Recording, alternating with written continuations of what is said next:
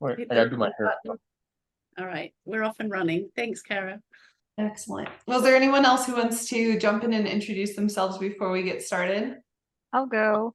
I'm Nikki Veit. I work with WWT as a delivery lead. So kind of think Agile coach, Scrum Master, that type of role as a consultant. I've been working with Kara, gosh, since met her in March. So we've been getting together quite a bit. And I work with Liz on a regular basis as well.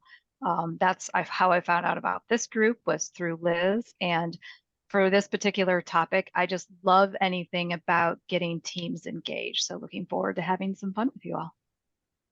Excellent. Excellent. So I'm going to go ahead and jump us into the topic of the night, which is engagement strategies. We've actually already done the first two, and we're going to circle back to them in a second. But before we really dive into the meat of what I had to do in the waiting room, I'm going to tell you a little bit about myself. So on the mural board, it's the next box over. So I'm a Scrum Master, a former middle school teacher, and a toddler mom, which I like to joke is the trifecta of you can't scare me. I have a degree in history and a master's in culturally and linguistically diverse education, which means that as a classroom teacher and a former e-learning teacher, engagement and participation was my specialty, and really drawing people into that space. I was a Spanish teacher for a while, which requires kids and adults to really jump in and engage. There's no point in learning a language if you're not engaging. A little bit more about myself. I have a cat named Henry Tiberius, and I wasn't originally going to put him in, but Anu inspired me in one of her previous talks this month. So I was like, yes, let's do it. I'm a gamer. I love cooking and I love crafting. So a little bit more about tonight. The big question behind what we're doing tonight is going to be, what do you want engagement to look like on your team? So there's a lot of really surface level ways to use the strategies I'm going to go over tonight. And then there's ways that you can really dig in and get more from your teams, but it comes down to, what do I really want from them? If you're just looking for someone to click the thumbs up button in the chat, that's different than the strategies we're going to get into tonight. It's that idea between engagement and compliance. Compliance, you've asked them to do a task, they are completing the task. Engagement is when they are actually thinking critically about the prompt that you've given them, the task that they're working through. So what I really want to drive home is that these strategies aren't a checklist. It's a consistent type of embedded practices that asks your team to interact in different ways. And above everything else, engagement is based in relationships and trust. So the best thing that you can do to get any of these things to work is work on building the one-on-ones on your team, to work on building your team trust and safe environment as a whole. And some of these strategies can help you with that, but that's going to be the foundation for being successful with these. So I'm going to take us back to the beginning, to that waiting room, which is our first strategy for tonight. So waiting rooms get teams familiar with the platform that we're going to be using. So when we logged in, I think it was Paul said that this was a new platform for him, but he's already getting in there. Look, he's added a text box. He's added an image. He's getting to know the platform we're working on, and he did exceptionally well. It also encourages on-time or early arrival, because if your team knows that there's going to be a task or an activity, they're going to be more interested in arriving on time to participate. And there are different ways that you can interact with your waiting room when it's done. So we could spotlight and be like, oh, Nikki, I also love the pumpkin spice lattes. Yes, girl, yes. You can use it for a variety of different strategies. It can be team builders, conversation starters. It helps eliminate some of that awkward silence, but it can also be used for more in-depth pieces. So if you know, for example, that you've been getting some weird vibes from your team, maybe your waiting room prompt is drop in a picture of weather that represents your mood today. You're going to know almost immediately who's having that storm cloud, who you might need to be giving a little extra encouragement to, who is like ready to go for the day, who's your ray of sunshine. There are a lot of different ways that you can prompt your team to use this on that deeper level. The second piece we've already done is mural and muro. And like Liz said, switching between the two can get challenging, but it does help because visuals help people retain information. It's more interactive. It can let people preview the materials you're talking about, especially for people who are learning the language, who are learning English. It can be really helpful for them to preview the materials, start formatting ideas ahead of time so that when you get to that piece, they can participate and be active members of your team as well. Any questions before we dive on to our next strategy? Awesome. So the next piece, our strategy 3, is gamification. So we're going to play a game together. And originally, I was going to try and do something Scrum or PO related, but we have a different combination of backgrounds. So we're going to test drive this with Disney princesses. If you'll click the link that Katiana has posted in the chat, we're going to play a game called The Floor is Lava. I would recommend setting up your screen in split panels so you can see what I'm sharing on one side and see your game board on the other. Though we're doing this through the lens of Disney princesses, as we're playing, I want you to kind of think about what are ways that you could see this working for your team? What are ways that you could make it work for different scenarios? We're going to come back and do a little brainstorming together, but I want you to go ahead right now and just log into that game kit. Let's see. Oh. It looks the game's not found. Let me try one more setup then. Sometimes if you set up the game early, it kicks everyone out. So give me just 2 shakes. You'll get to see how to set it up. You set up your questions, you can customize your answers, you can play live. There are a ton of different ways that you can play these games. And is it that same code, 627-785?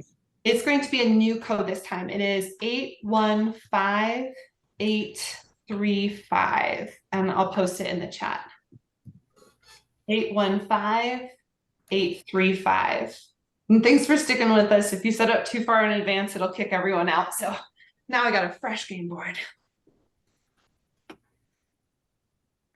So the purpose of this game is to not die.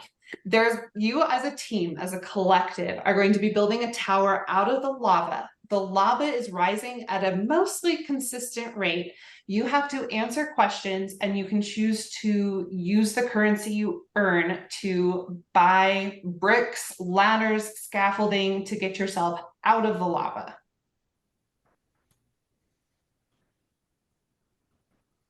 Has anyone played this before? Did you play it when you were like 5 in your living room? That was a different version, but Yeah. Oh, yeah.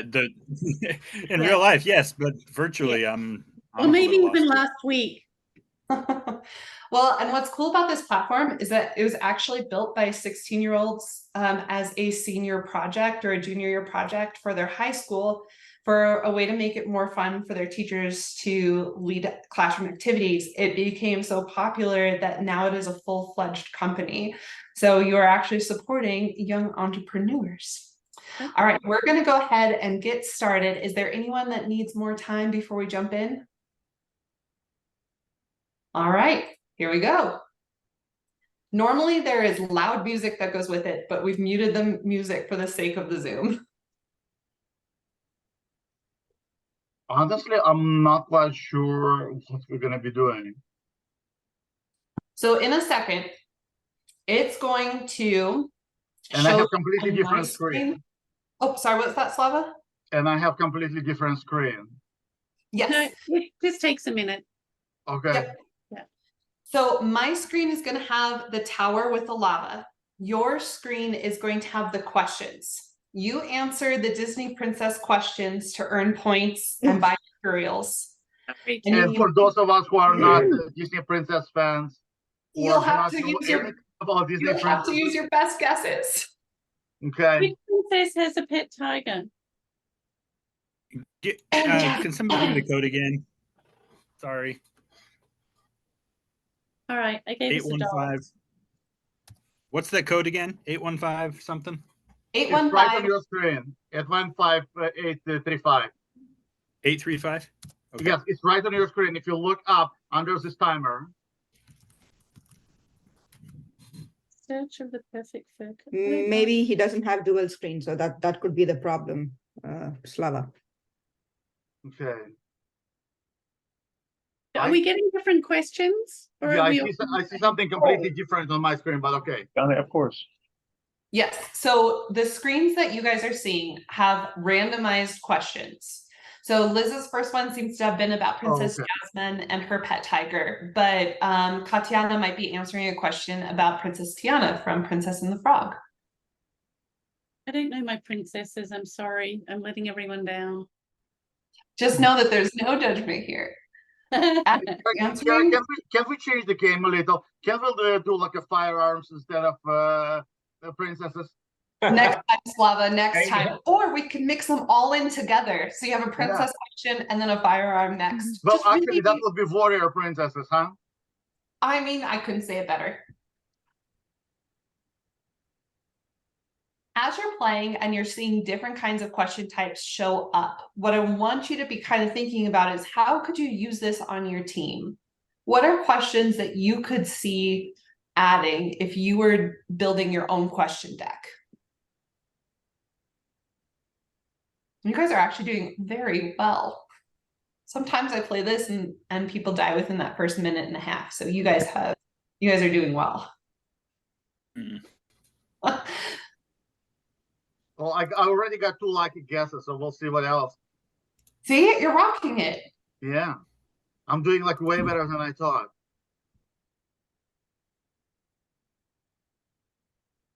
Okay, I knew this one because of my knees. That's the only reason. Excellent. See, you're tapping into your background knowledge. Love it. And we've got some good blocks happening. Tatiana just finished some construction. Anu, was that a victory cheer or? No, I lost $1. Oh, Don't double click either.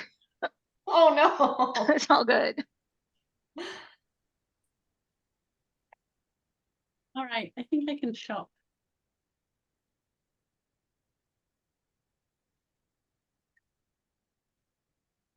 Oh, we're getting close. Oh, Did we Oh, die? I had money to spend. but for a trial round, thumbs up, down, sideways if you had an ability, like a chance to see how the game functions. Thumbs up if you like, yep, I saw how it functions. I got the basic idea of it. Sideways, I'm a little confused about why we were playing this. Thumbs down, what did you just have me do and why were there princesses involved? All right, all right. So Sarah, I cannot appreciate this game enough because I have 2 boys. You don't know the level I enjoyed this. It was amazing. I was like jumping, going to my school days, and I'm like, oh no, who's this? Thank you so much for that. Well, I bet your boys would love playing princesses game. So No. I found this very easy. Jeff, you're just coasting through it.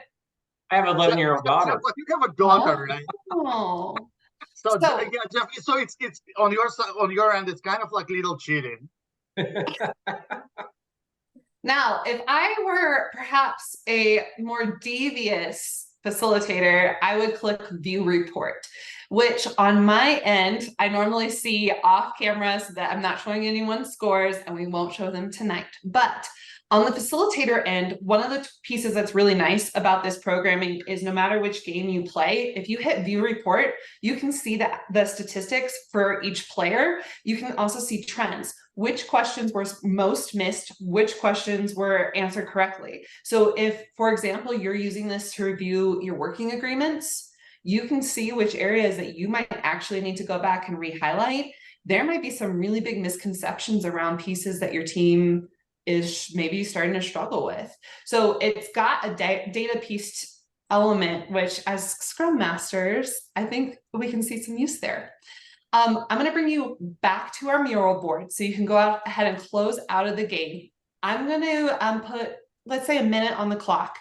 We're in strategy 3 under gamification, and there's a whole bunch of sticky notes there. I'd love for you to just click into a sticky note or say it out loud and someone will scribe it for you.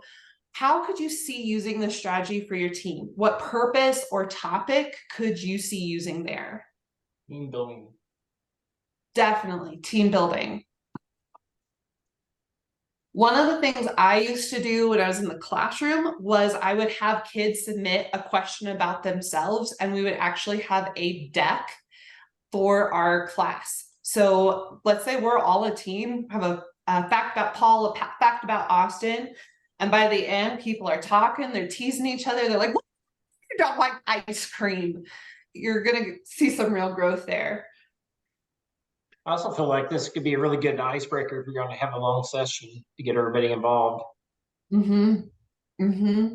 It's got a selection of pre-made stuff. So if you are someone who maybe Disney Princesses isn't your bag, you could do sports teams. There's a whole bunch on like company logos. You can also really easily make your own. Oh, I love this. We've got improvement processes, the invest model, tap into competitive spirit with a heart, because they mean it. They mean it with love in their heart, but you're going down. No. That was me agreeing to what they were saying. Yes, I love this idea, right? I love that. Yeah. There's you bringing more engagement strategies in with us. She's adding icons to show that she agrees. Love it. Oh, I love that. New teams, role responsibilities. Really clarifying what is my part, what is your part. There's some real strengths there. And it's unexpected, which means you're going to get a certain level of engagement just because you are trying something new. We're also bumping right into strategy 4, which is awkward wait time. So uncomfortable, but so important. So one of the things that we talk about a lot in education, whether you're teaching adults or kids, is that awkward wait time is healthy, even if it doesn't feel great, especially if you have a team that has language learners attached or people who are recently onboarded. Giving a little extra wait time gives them the ability to wrap their arms around the topic that you're discussing. I also threw in a couple suggestions for over talkers or under talkers. So if you have someone who tends to dominate your conversation, setting challenges with that person one-on-one, and I really would recommend doing it one-on-one first, don't do it in front of everyone, such as try waiting X amount of time before you jump in, or 3 before me. Let 3 people talk before you enter the conversation verbally. If you issue it as a kind of a fun meaning challenge with this person, you are going to see a shift in how the conversation is flowing. For ones that are having trouble participating, again, that one-on-one is going to be really important for setting it up and find out what is the root of the non-participation. Maybe it's a tech issue. Maybe they're struggling with some insecurity about something that your team is working with. I would really recommend the book Immunity to Change, and I've dropped the title in the strategy 4 section as a really great framework for walking through what is that resistance and how can we meet it. Another piece you could do one-on-one with someone who's not talking very much, or you'd love to bring more of their voice in, is work on strategies, specific strategies with them, like writing out your ideas before speaking, or meeting with them to kind of preview what the main topics are so they can start organizing their ideas before they jump into the main meet with everyone. Does anyone else have any strategies for over or under talkers that have been successful for them in the past?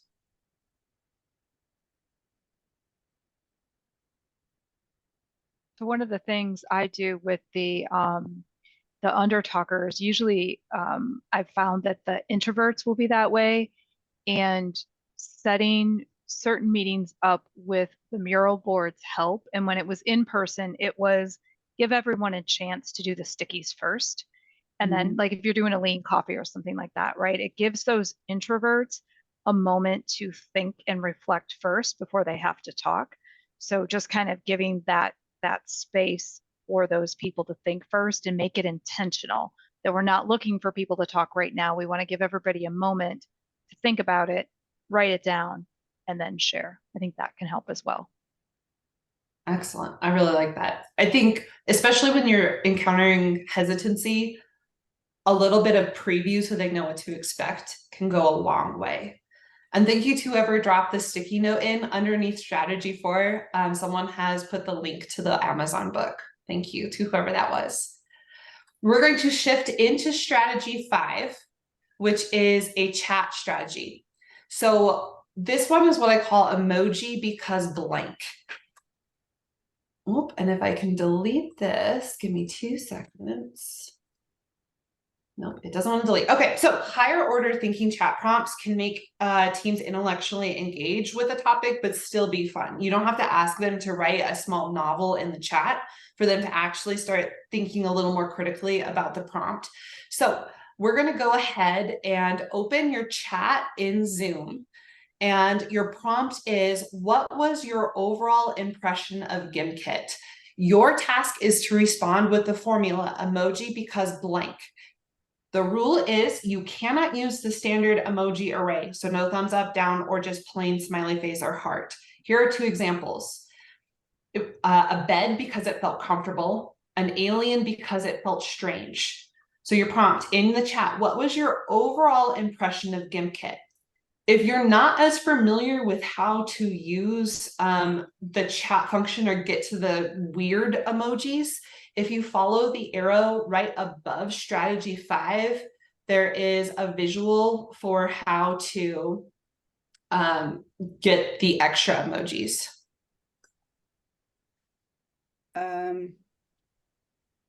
Very good. So you want to use the whole phrase. So lightning because it gave her energy. The sun coming out from behind the clouds because it gave clarity. Money because I wanted to buy the expensive stuff. Party because GimKit is a party. So if you were asking a question like how did this sprint go for you? And someone puts in their like the angry face or the little emoji that has the explosion above their head. Good conversation starter to follow up on, right? Excellent. Excellent. A light bulb because it was easy to use. Mind blown because we weren't as familiar with the princesses. Love it. Love it. Because she rushed to win. Very good. The next strategy I'm going to start bringing us towards is strategy 6, which is a pre-thinking activity. And we're going to do a word cloud as our pre-thinking activity today. And pre-thinking activities really gear teams to start thinking about the topic in terms of concretes. It increases engagement because people are using their background knowledge. You're getting multiple ideas on the same page. It can be anonymous. If you want to go ahead and click on the link that Katiana is posting in the chat. Oh, see, I love it, Slava. You learned some new things about princesses today. Yeah, and I posted the book. Book is about learning, right? It's all about learning and growing. All about learning and growing. So a pre-thinking activity is a really great way to set the stage for the next task. So the last task that we're really going to spend time in tonight is the menu board activity. And we're going to use this word cloud to kind of set the stage for that.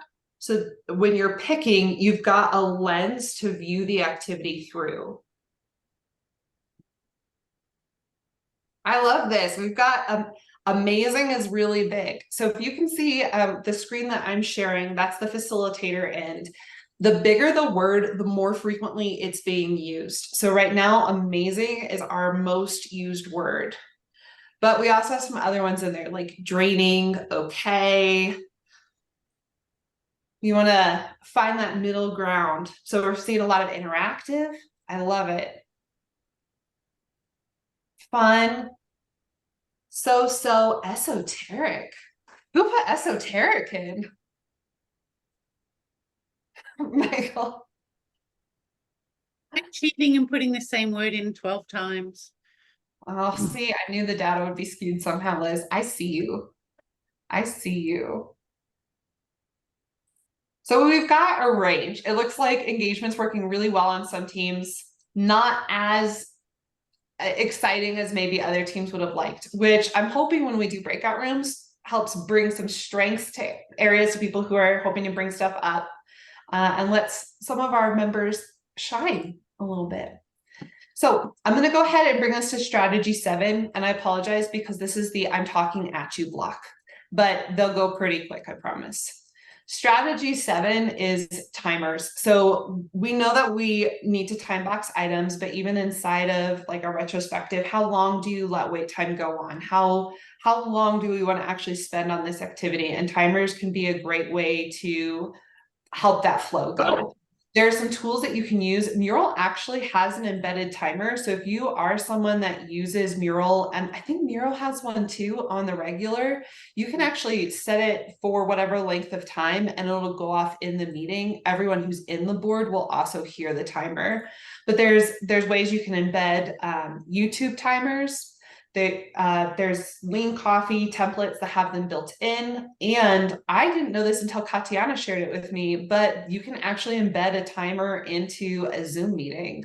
So I've gone ahead and posted the link for those directions in with strategy 7. So if you're someone who's interested in finding out more about how to use that in the Zoom, there you are. Strategy 8 is a big one. And I want to emphasize this because it's something we're not doing tonight.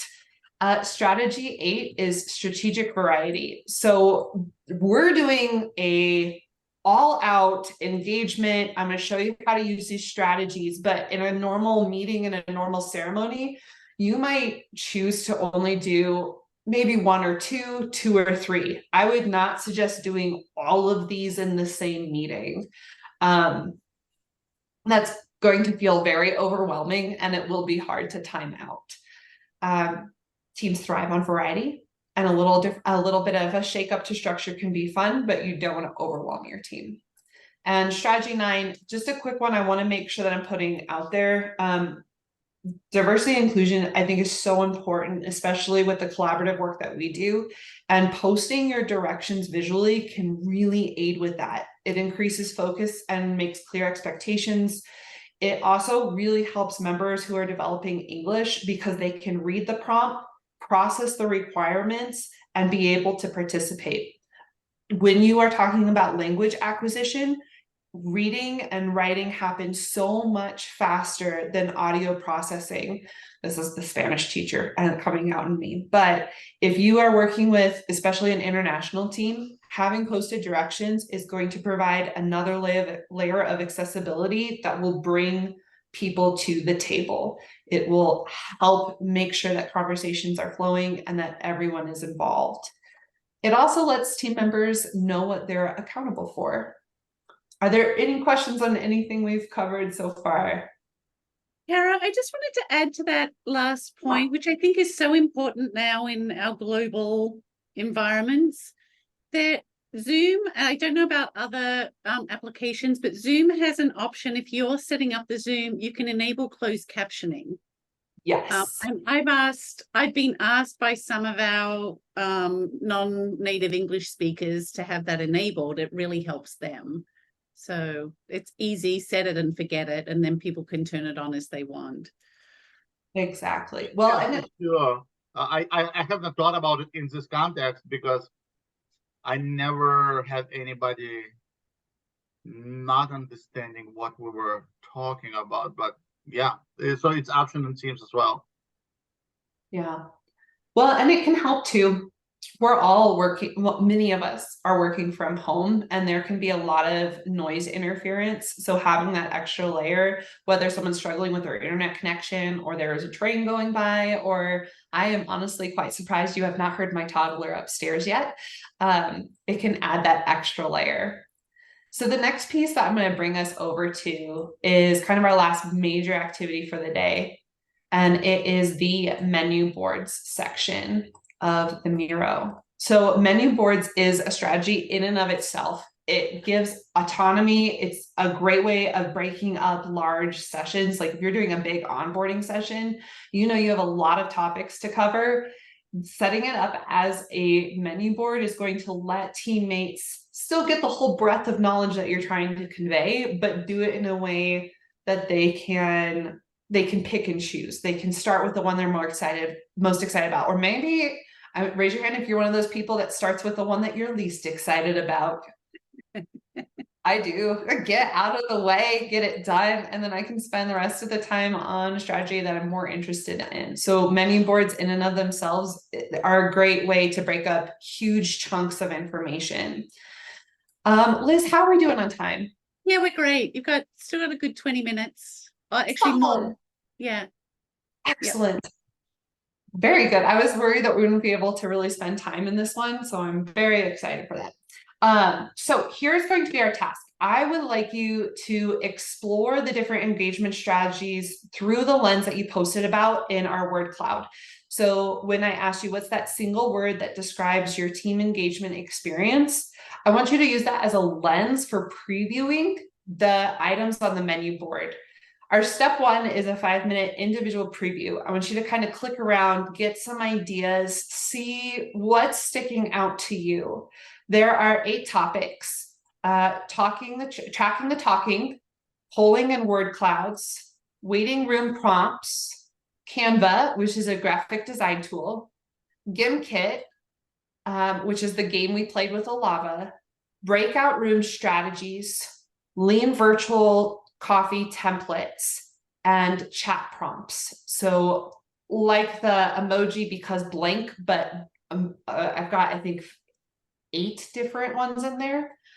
So right now I'm going to set a timer. I just want you to kind of explore.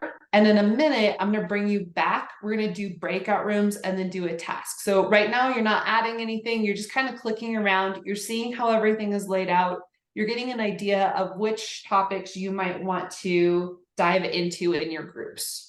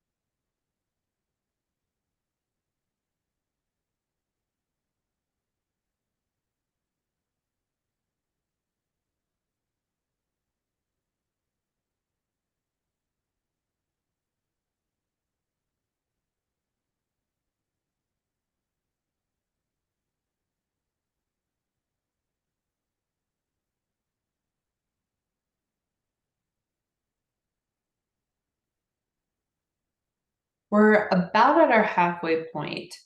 If you could show me with your fingers how many minutes you'd like to keep going for.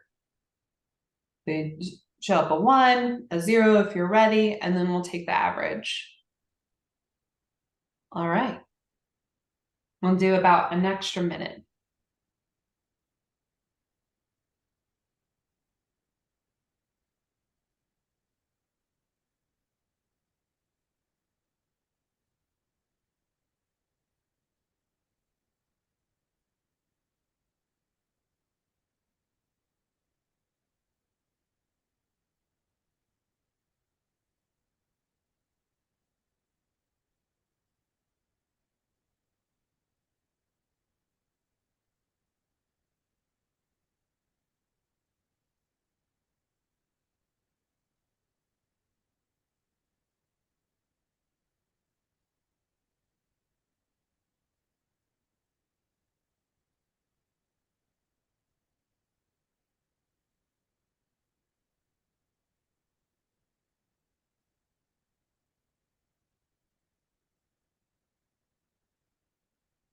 All right, so I'm gonna go ahead and bring us back together.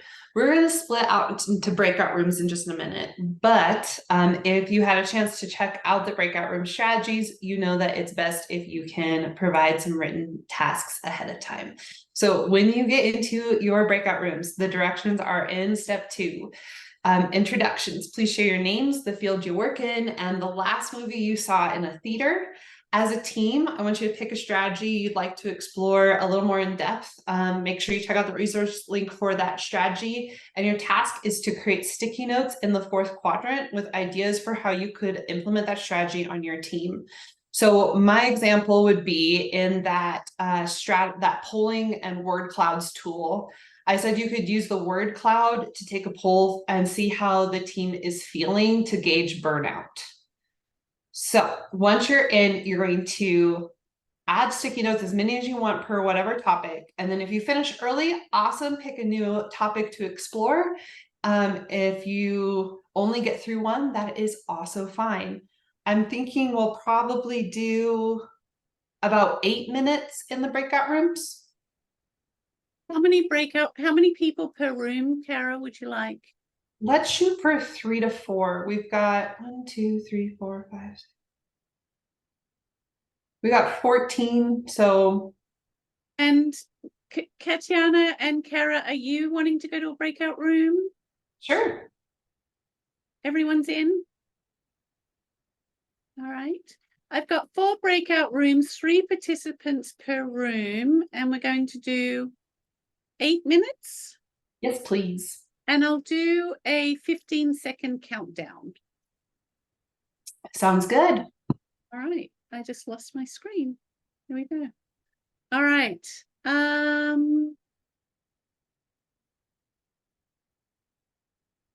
Actually, Kara, you're not in a room. That's okay. All right. Here we go. Have fun, everyone. See you when you get back.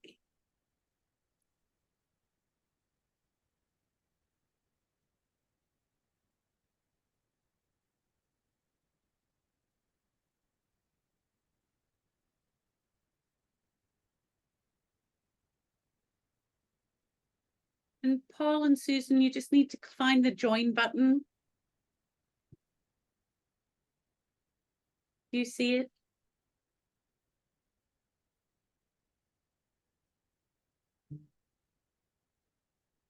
All right. I should have reminded people when they come back to make sure they click the right button, because sometimes people inadvertently leave the Zoom call. It's kind of cool. I've never actually seen the Zoom facilitator side, because we always use Google Meets for the school district, whether we were meeting with our planning teams or the students or what have you. So I want to apologize again for being late. I intended to get on. I usually lock down like a waiting room so people aren't already coming in. Like, I apologize. That was not the way I like to start things out. Jennifer, I don't know. She just totally zoned out. So I don't know what happened with her. I don't know what's going on with her, but I was expecting that she would be here. The other thing is normally what we would normally have done is we just spend the first 10 or 15 minutes and letting people meet and chat with each other.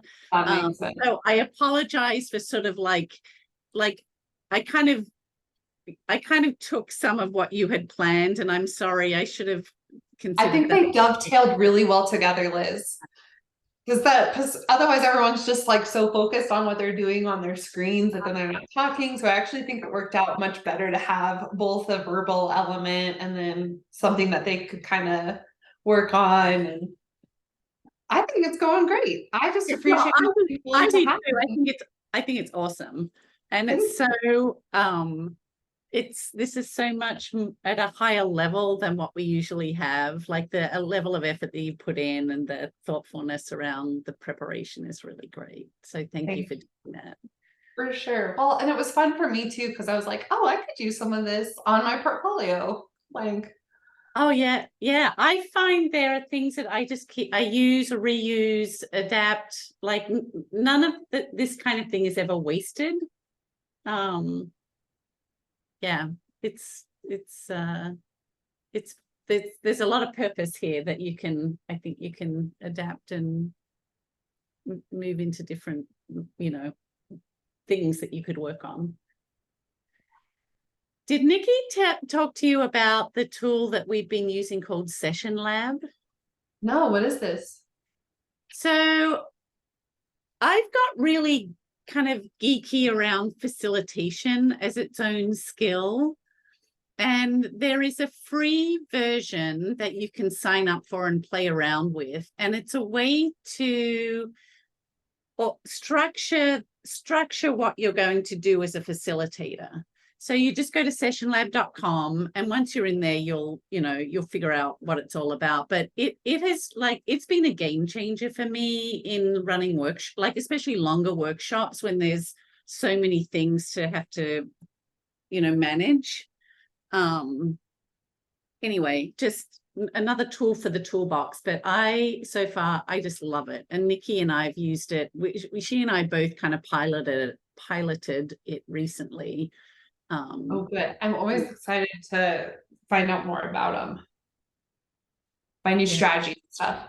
Yeah, well, especially if you're running workshops, like that's really what it's geared for. But you could adapt it to any kind of facilitation thing. But yeah, I'm in love with it. I'm gonna marry it when I grow up. Now that's going to be like the first thing I do tomorrow is be like, I have to go meet Liz's fiance, Session Labs. I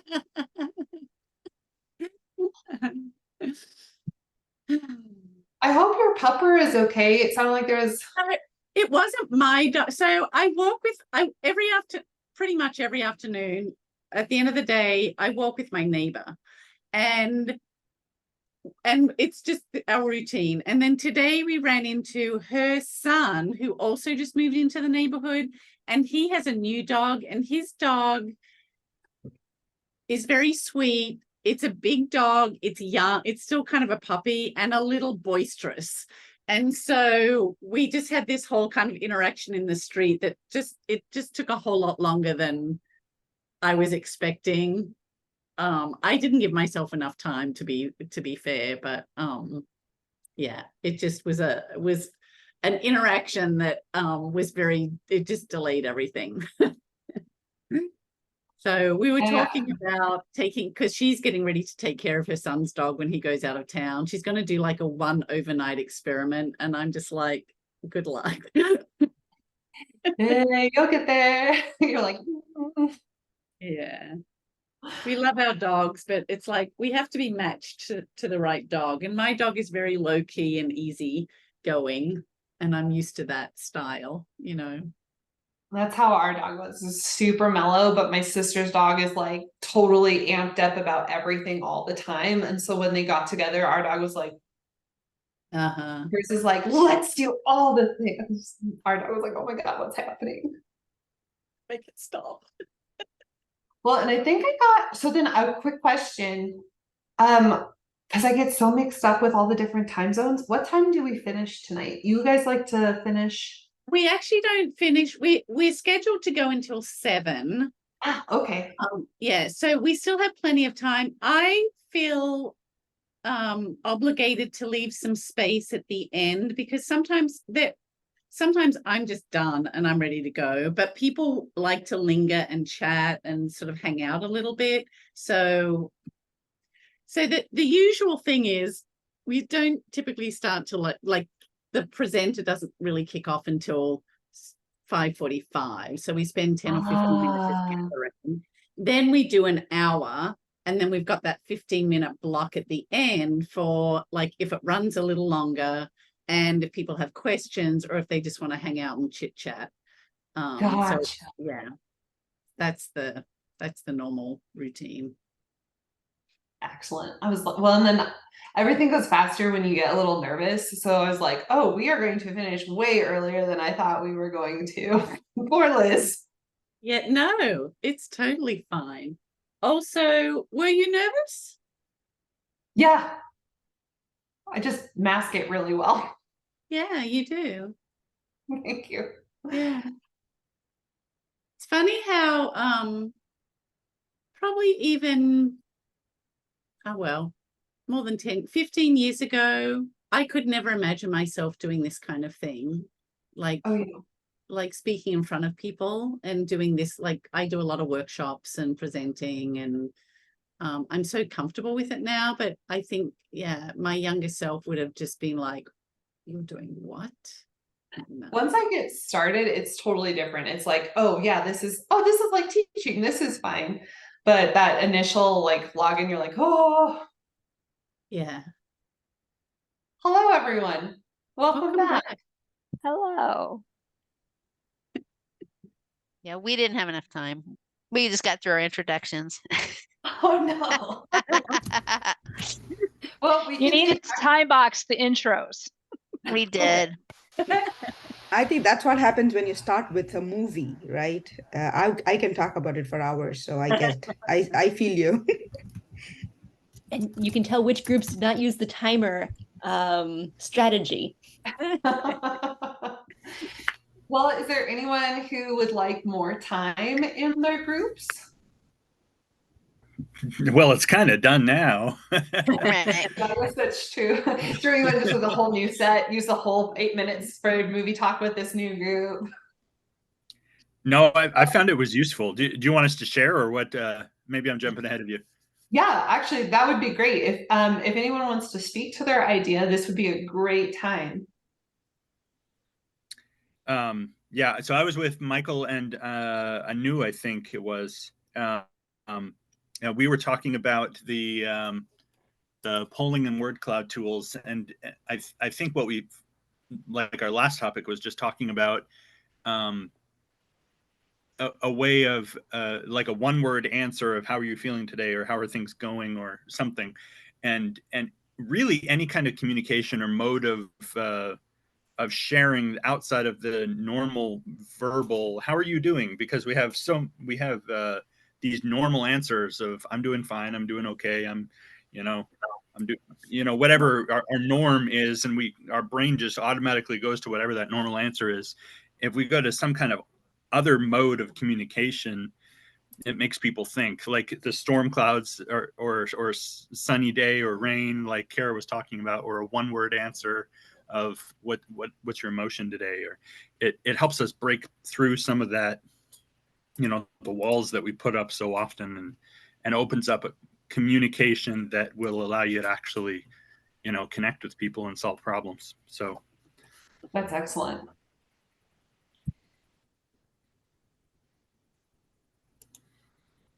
Now, one engagement strategy that I didn't put on the board was popsicle sticks, which is a teacher favorite, but doesn't necessarily go over well in the real world.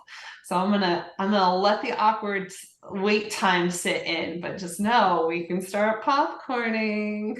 What is it, Karen? What is the strategy that you did not use?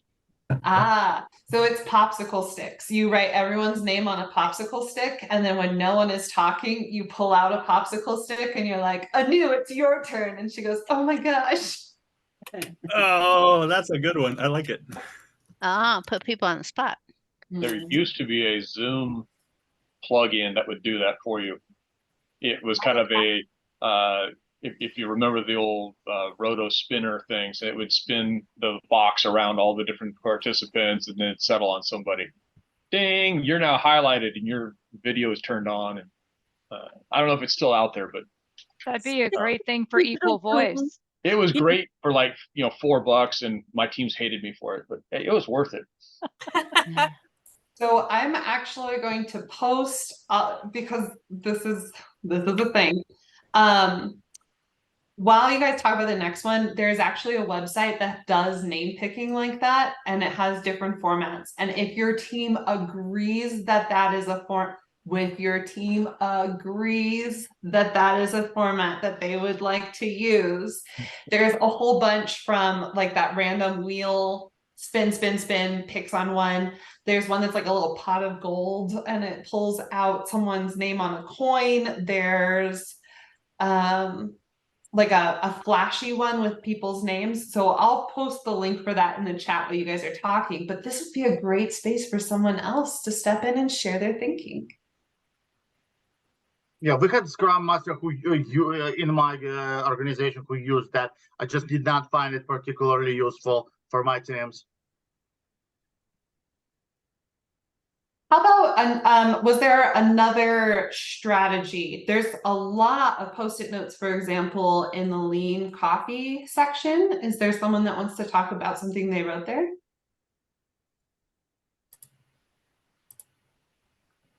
Sure. For those of you who don't know me, I'm Eric. As I was telling my group, I've been in and around Kansas City for longer than I can care to remember, maybe. I remember when Agile KC began, so that's how long ago I've been around.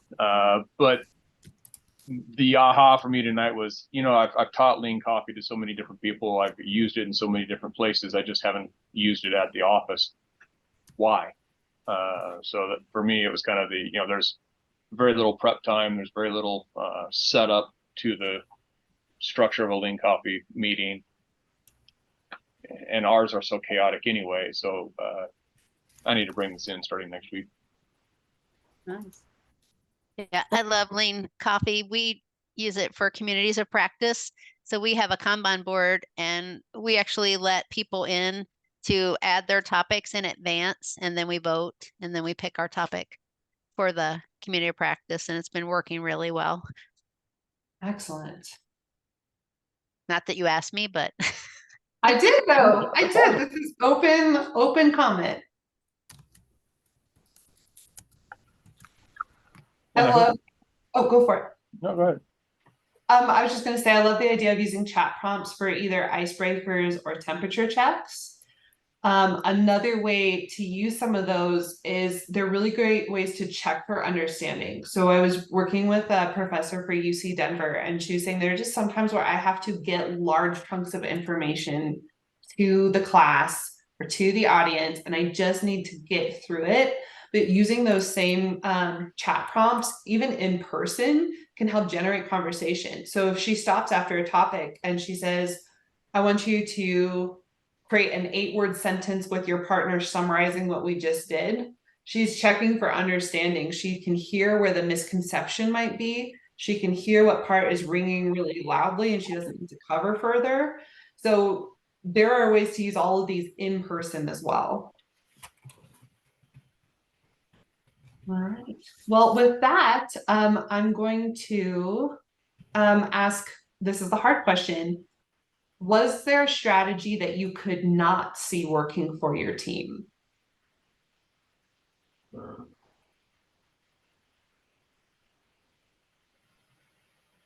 Yeah. I think in certain teams, breakout rooms don't work well, especially if you have a bunch of really quiet people. They'll go to the breakout room and just not engage. Participate, yeah. Yeah. Sometimes using those. Oh, go for it, Jeff. I was going to say, do you have a way to, use 1, 2, 4 all to get them going in those situations? I mean, I guess it just depends on how driven they are to participate, but especially if it's just like a standard topic or a retro or something, they'll just. I think it depends on the personalities also, because you might have some people that wouldn't contribute in a setting like this with 16 people on a call, but if you get them, with 3 or 4 people on a call, they might open up a little bit more. Well, and I don't know how many of you played around with the like the templates that were in that mural board. So I'm going to open it up really quick, but the mural board for the breakout room has examples of ways that you can put group templates in. And sometimes whether or not you ask them to record in the template, they feel like they have a task to complete. And sometimes that can, in and of itself, start jumpstarting some of those more reluctant people to start engaging with the topic. So I don't know if anyone had a chance to open up like the Google Slides organizer or the breakout room or the Google Sheets one. I've always used the Google Slides, but I went to a Chris Sims presentation last month and he used the Excel sheets. I thought that was also a really effective way to organize. And we felt like because there was a specific task that we had to complete and it was visible to others, we were more engaged with the topic than I think we would have been if it just been an open, discuss this and see what happens. Are there areas that you would like to see or a strategy that you would like to see using, but you don't know how to implement it? Or you're like, I don't even know where I'd start with that. Yeah. I got a bunch of tech heads, deep engineers, something like Canva, design graphic tools. That's for Visio flows. That's one that I looked at and read in that prep time, and I'm not sure how I would use that with my guys. Could just be my group. One of the ways that I've seen Canva be used for more technical groups like that, I went to a presentation, I cannot remember who was presenting. I think it was for Scrum Masters of the Universe though, and it was on working agreements. And she uses Canva to create like a team logo that she uses in her working agreements and on their documents and like in the corner of their retro slides. And it seems like a small thing, but she really spoke to how it helped create a team identity for their group. I know the company that my husband works for, they do something sometimes very similarly, and then they have them turned into t-shirts. And the boys wear them all the time. So it might be a think out of the box or a sit with it and think about it, but it doesn't have to be a whole graphic piece of artistry. And then are there just any questions in general? I have a question about that first one, the tracking, the talking, and how will people receive that? Like if you track it and then like how have you used that? I guess I've never seen that in real life. So the way that I use it with my adult groups is very strategically. I think it's best used in like a retro situation where it's you and the team. It's already a space that hopefully you've created some of that trust and you can bring it forward as, hey, I remember last week we talked about wanting more voices to be participating or that we wanted more people to be participating. I have some data that I can share with you if you are interested and kind of gauge the room from there because they might be really receptive to it. They just need it framed. I don't think I've ever had a group say like, we don't want that, but the other way that you can do it is project the data, but cover up the names. And so you can still see the pattern, and 9 times out of 10, they still know who the Ryan is on their group. They still know who the Anushka is on their group because they're seeing it and they're like, oh. So then the conversation can be more general about how do we get more people to start talking in a group instead of Ryan, you talk too much. So if you're feeling like your group might be hesitant or embarrassed by putting the names up, blocking the names out, you still get the data of how the conversation flow is going, but you're not putting any one person on the spot. Yeah, I like that. Thank you. That's a great idea. I'm going to use it. Although it's hard to facilitate and do the tracking, so I feel like I'd have to have someone else do the tracking. I don't know. I was surprised. The first couple times I did it were a mess. So I didn't show my team because I was like, I need to try all this. And I would just do it like, and then you kind of build a skill for it. Or you can ask someone who's quiet. That could be a strategy you use to get someone who is a non-talker to participate, is have them do the tracking. To say, hey, I would like to do this experiment, but I'm afraid I can't do both at the same time. Would you mind doing this for me? And it might be something that you've already talked to them and they want to grow that skill. But I think there's some strategic ways to use it there too. Well, you can, but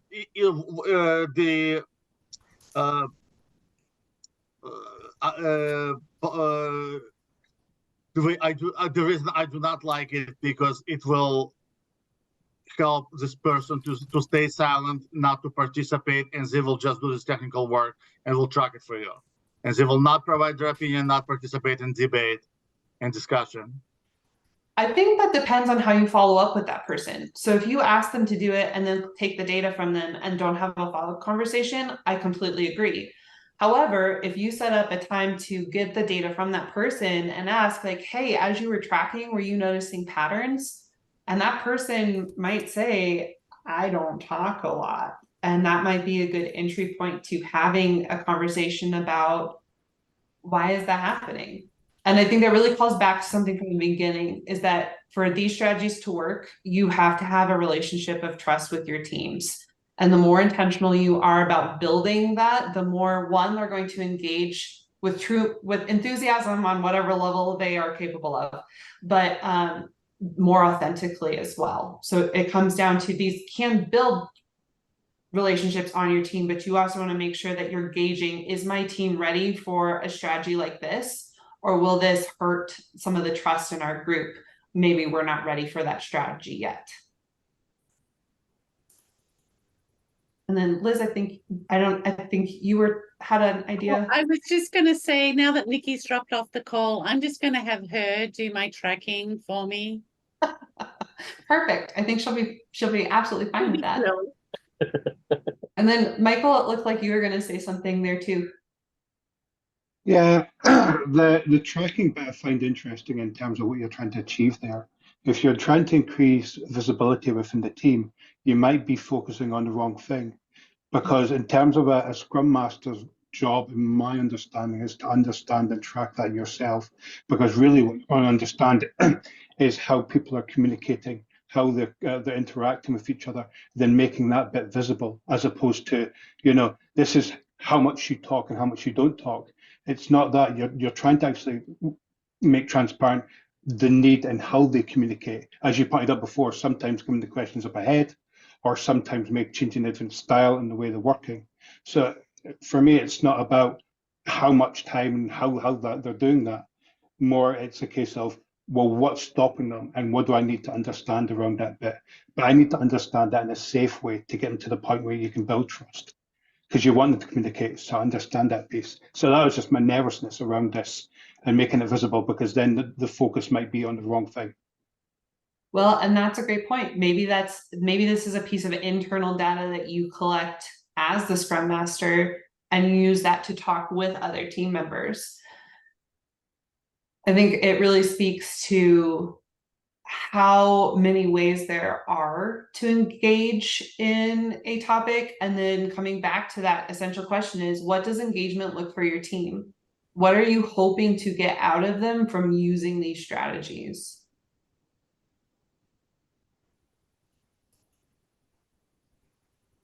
Excellent. Any other ideas? I love Lean Coffee for organizing meetings, but I'm sure it can be used for a lot more than that. Does anyone have some strategic ideas of ways to use it beyond just organizing what you're going to talk about? I used it on a couple of clients where we had a technical decision to come to, right? And so it was, this is the focus of the meeting. I want you to throw out your arguments. These, what's the solutions? What's the arguments? How do we get around it? Everybody throws those down to begin with, and then it's the process of organizing. What does this really mean? How does that run? You slam it together and go through the process of Lean Coffee. I'm going to pitch it. I'm going to explain it. How do we deal with it? Are we done with that idea? Are we moving on? Right. And so we got down to, these are the 2 or 3 solutions that we actually want to go explore tomorrow. And we did it in 30 minutes. Yeah. Have you ever used the 6 thinking hats approach for something like that, Eric? It's been a long time, Mary, since I've done it. But yeah, that would be a cool approach too. Okay. Mary, can you tell us a little bit about what the 6 thinking hats are? Yes. So it's based on a book by Edward de Bono, and it's basically taking a team through 6 6 different parallel thinking approaches. And so you have a white hat, a red hat, a black hat, a yellow, a green, and a blue.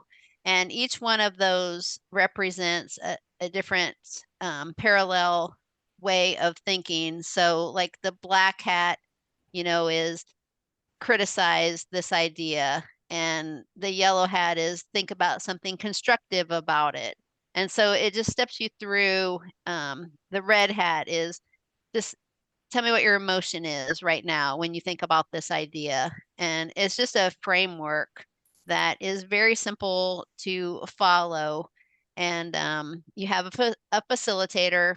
Like we had an opportunity to kind of think about return to office, right? Everyone had been remote for 3 years and now we're returning to office. So put on your 6 thinking hats and, basically what are the pros? What are the cons? What is your emotion about it? What's positive about it? What's negative about it? And it just allows everyone to take, a point of view and, then drive toward, hey, can we live with this? Or not, and why not? And instead of just everyone looking at it through one lens, it just is a framework to encourage thinking through the lens of 6 different colored hats. So it's really a quick read. You can get the book on Amazon and you can read it, in like a day. It's not a big thing. So the cautious and careful approach, or like I said, optimistic, pessimistic. So it's really something I just recently got introduced to, and I think it would be a great thing for you to take a look at. Yeah, I've actually got a picture of it in my cubicle. Yeah. Yep. And yeah, it's a, like you said, it's a good book. It's a quick read. But you're right. It's a tool I haven't come back to in a while. So we've been so heads down trying to crank stuff out, backing up and thinking about thinking. Something I need to do. And it looks like Liz just posted a thinking hat. Repeat the question.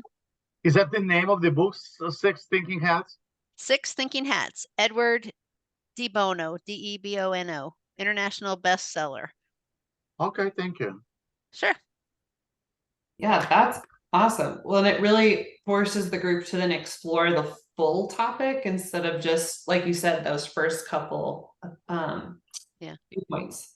Yeah, you lead everyone through all 6 hats versus just everyone being emotional about it or everyone being negative about it or devil's advocate. You force, the green thinking, creativity, new ideas, yellow hat, sunny and positive.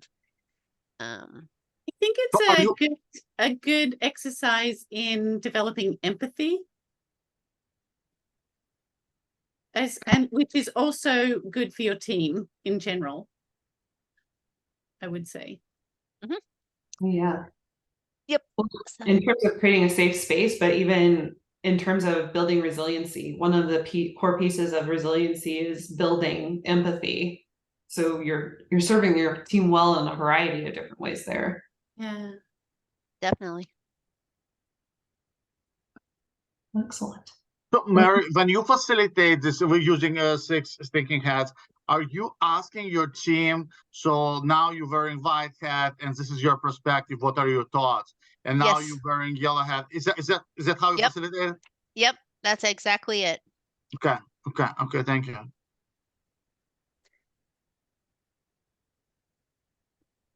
Excellent. Hey, Slava, Anu did put a link to the website in the chat. I beg your pardon? Anu put a link to the website in the chat for 6 thinking hats. Okay, thank you. Yep, you got it. Perfect. Yeah, so have fun with that one. Like I said, it's easy enough to try. And then you get toward the end of it and you just kind of then decide on an action item. Yeah, it's easy. It's just need to be, this book just needs to be put in my backlog and prioritized among my reading list. Perfect. I hope you enjoy it. Thank you. Excellent. So I'm going to actually shift this over. We've got a very lightweight retrospective, but it's designed to kind of prompt some thinking. What are you going to take into this week? So for that first one, I learned strategies that I can use with my team tomorrow. You just grab a circle and then you drop it on the sliding scale. This will be good for me data-wise to be like, okay, the ones are useful, maybe not as useful. On the purple stickies is what's something you want to try with your team, and you just leave them right there in the purple sticky area. And then the green is what's something that you'd want to learn more about. Whether it be from a strategy we demoed, a strategy you read about in the menu board, or a strategy that came up during the conversation section.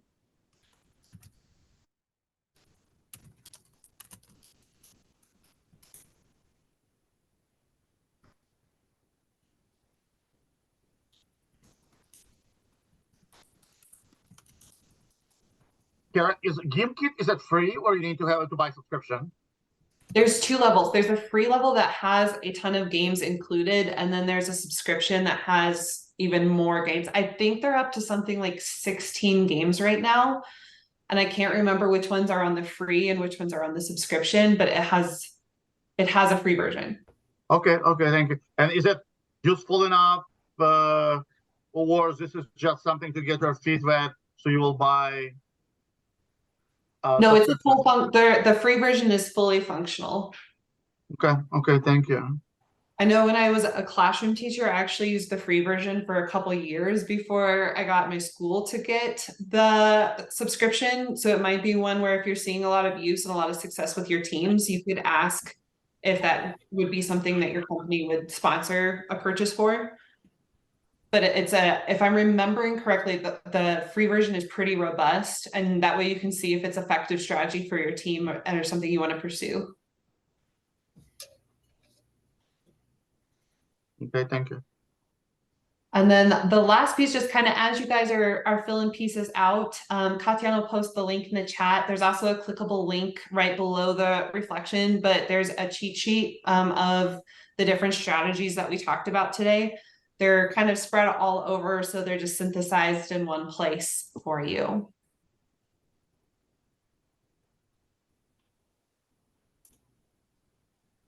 I love Jeopardy Labs. Yes, Liz.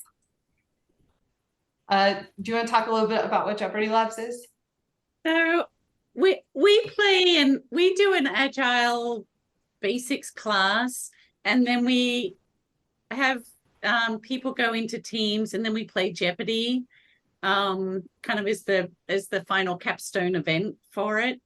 And so you can basically, with the tool, you can populate the questions and you kind of make them harder as you go, and then it's really easy to update it, edit. I mean, I've got one, like a standard one, and then like recently we had a lot of Brazilians join a team or a program that I'm working with. So in the potluck, we've got all these like Brazilian trivia questions that I added in just for fun. So it's very editable, modifiable, and yeah, it can be fun, educational, whatever you want it to be. Fun Excellent. and educational. And fun. Yeah.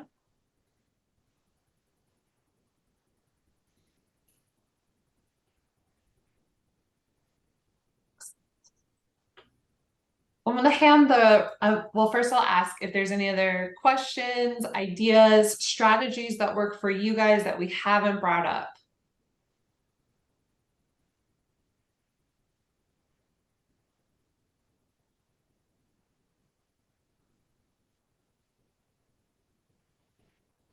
And this concludes our mandatory awkward wait time. Well done, group. Well done. Liz, I'm going to go ahead and hand the reins over to you. A big thank you to Agile Casey for hosting me tonight. I really appreciate it. Thank you.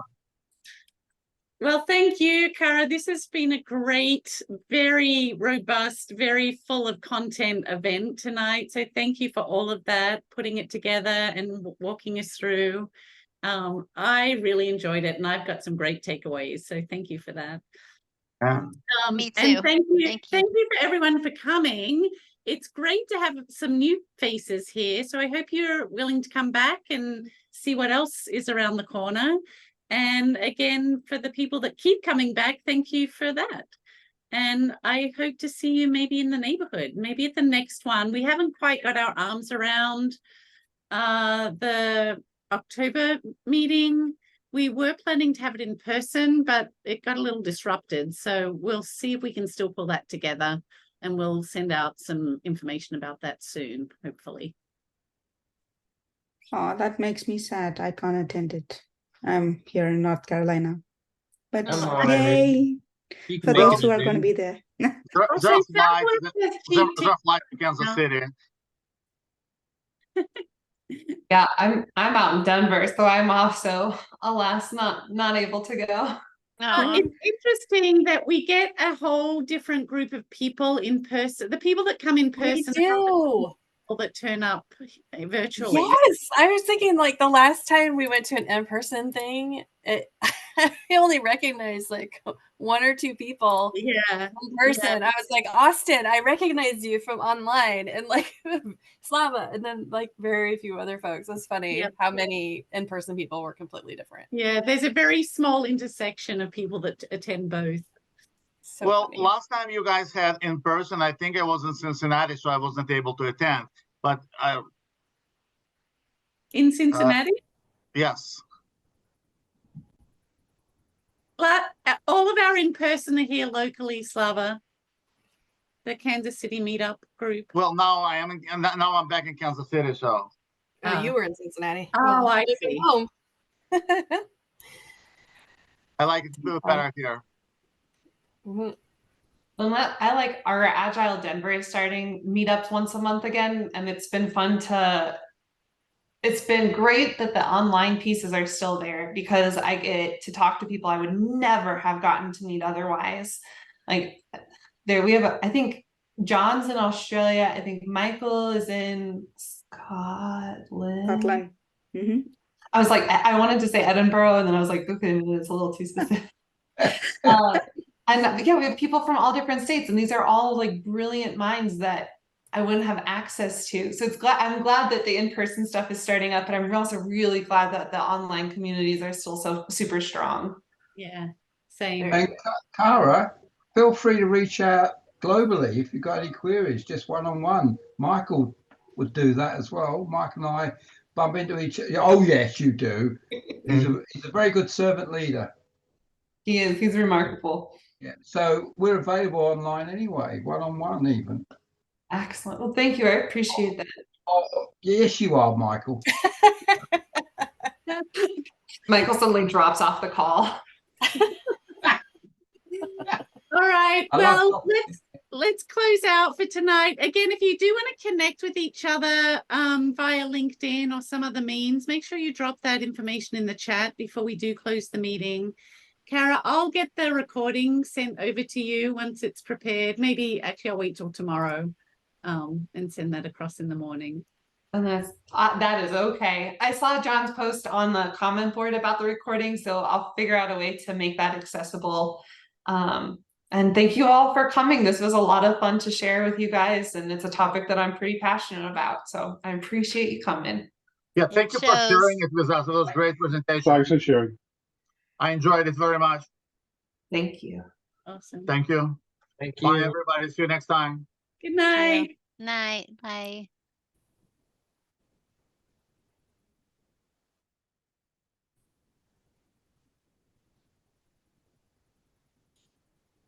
All right. I'll see you later, Liz. All right. Good night, Cara. Thanks again. We'll connect up tomorrow. Perfect. Sounds good. Have a good Bye. night. Bye. Tell Ryan I said hi. I will. Give him a hug from you. Okay. Bye.